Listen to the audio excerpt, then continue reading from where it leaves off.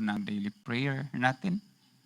Ito po'y pinamagatang The Power of Prayer. Ang kapangyarihan sa panalangin, isang taos-pusong panalangin. Ito ay pakipag-usap sa ating dakilang hari, Aba Yahweh. Mga kapatid, ang panalangin ay hindi lamang isang pagsasalita o parang isang ritual. Ito ay nakasanayang gawain ng ating mga ninuno sa panahon na sila ay dumadaing, nakikiusap sa ating may likha. Ito ay tunay na pakipag-usap sa Kanya. Walang ibang paraan. Si Aba Yahweh, hindi man siya nagbigay ng email address para mag-email tayo. Wala din siyang binigay ng messenger account. Wala siyang mobile number. Walang radio frequency. But we are just going to utter the words at inilagay natin siya sa ating isipan. Nakasentro ang ating isip sa Kanya, ang ating puso sa Kanya. Nakarating ang mensahe. Walang Bluetooth doon, mga kapatid. Walang anumang paraan, kundi ito lang po ang pamamaraan sa Kanya. Walang radio, no? It is a way of communicating Aba Yahweh, and we call it prayer. At ito ay makapangyarihan. Kapag idaan sa email, papaano na lang kung walang internet connection? Papaano na lang kung walang kuryente? Kung magradyo ka naman, malakas ang bagyo, medyo interrupted ang radio frequency. Aba Yahweh gives a way to communicate na walang kailangang halaga na ilabas. Walang kailangang instrumento upang makapag-communicate sa Kanya. It's free. Ang two-way of communication mula sa atin at sa Kanya ay no need for any form of gadget and devices. It is totally free. So ibig sabihin, libre ito. 24/7 na access sa Kanya. Walang appointment na pamagitan ng secretary o staff. Direct link sa Kanya. Nasa atin na lang ang susi kung tayo ay makipag-communicate sa Kanya sa pamamagitan ng prayer. Makikita natin ang mga halimbawa ng panalangin na ginawa ng ating mga ninuno noon.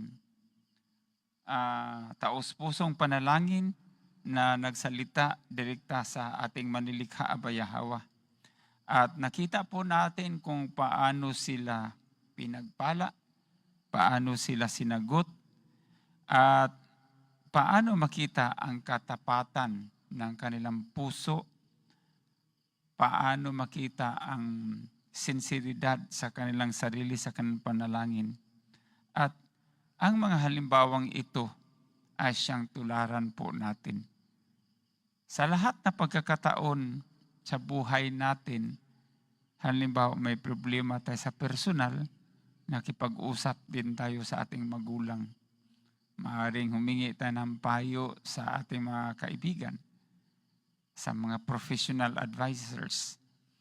Pero lahat ito ay maaaring hindi perfecto. Dahil ang nilapitan natin ay hindi naman perfecto. Ngunit hindi naman masama talaga na tayo ay sumangguni sa magulang natin. At ang pinakatumpak na lahat na sagot ay ang gabay at patnubay ng ating manlilikha. Siya po ay walang katulad. Ang kanyang sagot sa atin, tama, tugma sa sitwasyon at sa ating buhay. Tayo lang siguro minsan ay hindi naka-align sa ninais ni Aba Yahweh para sa atin. Tingnan po natin ang karanasan sa buhay ni Abraham. Sa panalangin na may tunay na magandang intensyon at layunin at tunay na malasakit. Sa Genesis chapter 18, nakita natin si Abraham na nakipag-usap kay Aba Yahweh tungkol sa isang lungsod o sa dalawang lungsod, Sodom at Gomora. Hindi siya nag-alinlangan lumapit at magtanong, nagmamakaawa, nakipagtawaran pa, nakipagbargain, parang pwede bang ganito? Pwede bang ganito? Para sa kaligtasan sa mga tao na naninirahan sa Sodom at Gomora.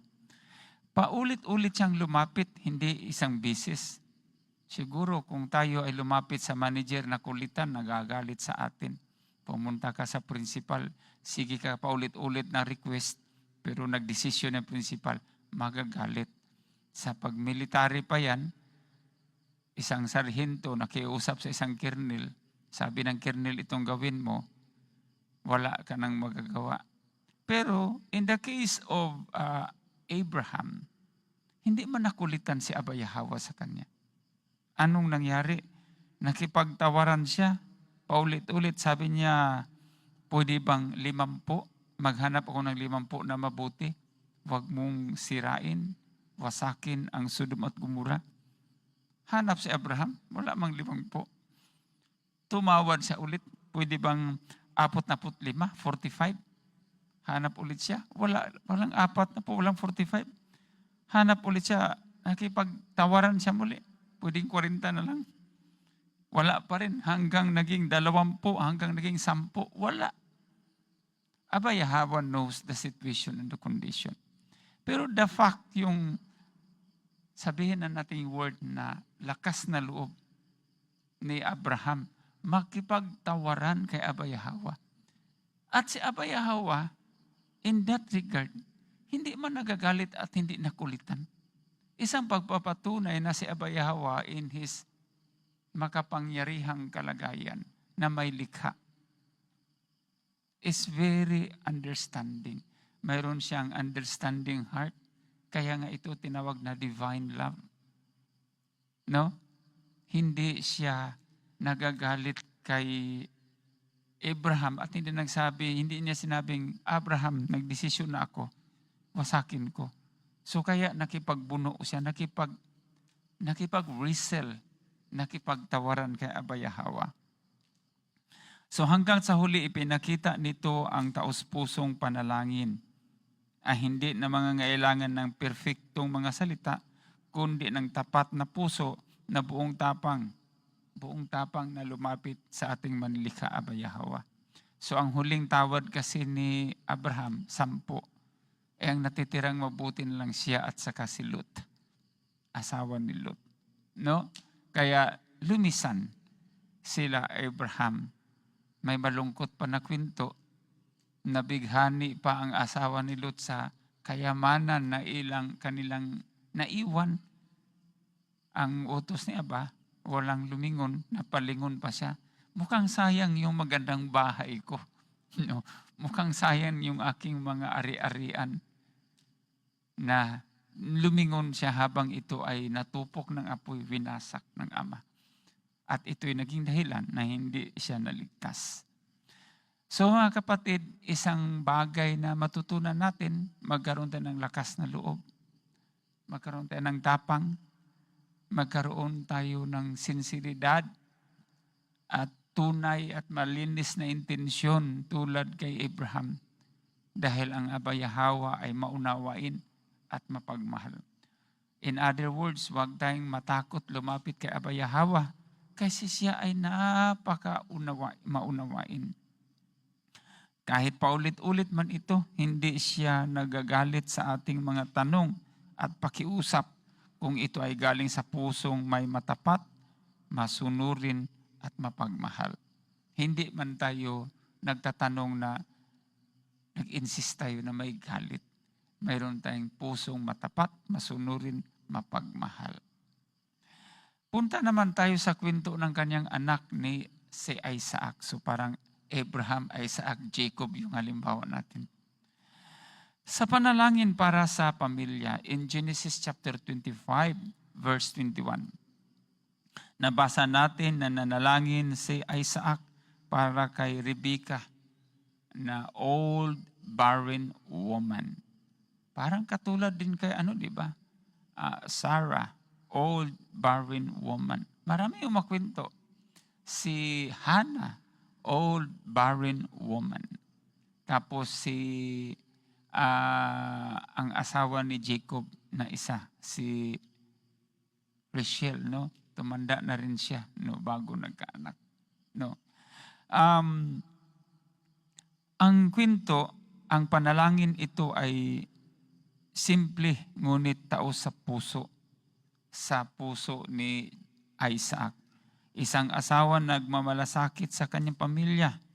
Dinadala ang problema sa kanya sa halip na sa sarili niyang lakas. So ang pinoproblema ni Isaac na hindi pa sila nagkaanak, papaano nga naman ang pangako? So alam po natin na kwento nito, nagkaroon ng kasiyahan sa puso si Rebecca kasi nagkaroon siya ng anak na dalawa. At yan po ay si Esau at saka si Jacob.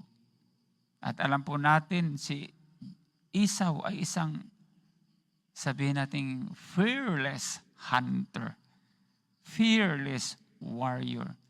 Alam niyo siya yung pumatay kay King Nimrod. Yung Nimrod na gustong pumatay kay Abraham ng lulo niya, no? Kasi grabe ang kanyang wickedness. When Abraham was still young, yung bagong silang, kung mabasa natin sa book of Jasher, no? Nais siyang ipapatay. Kasi paano kasi yung kapanganakan ni Abraham, yun yung ginayang kapanganakan ni Kristo. Nagkaroon ng bituin sa langit, di ba? Tapos yung mga sorcerers at magicians ng hari, nakita nila na ang ibig sabihin nito, ang hari ay papatayin ng isilang na sanggol. Si Abraham yun. O kaya nireport nila sa hari. Pinapatay ngayon ng hari ang batang Abraham o Abram. At itinakas, gumawa namang paraan yung kanyang tatay na si Tera, no? Okay? So, nailigtas.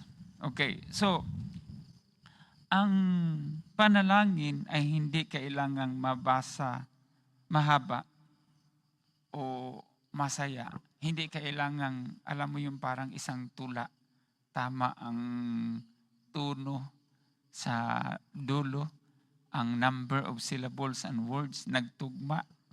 Hindi po kailangan ng ritmo o rhythm ang ating panalangin.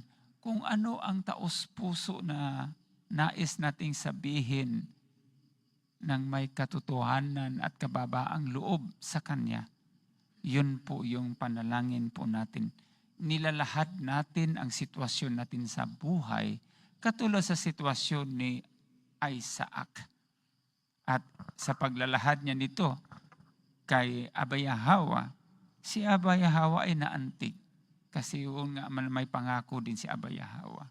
Ngunit panalangin ay mahalaga.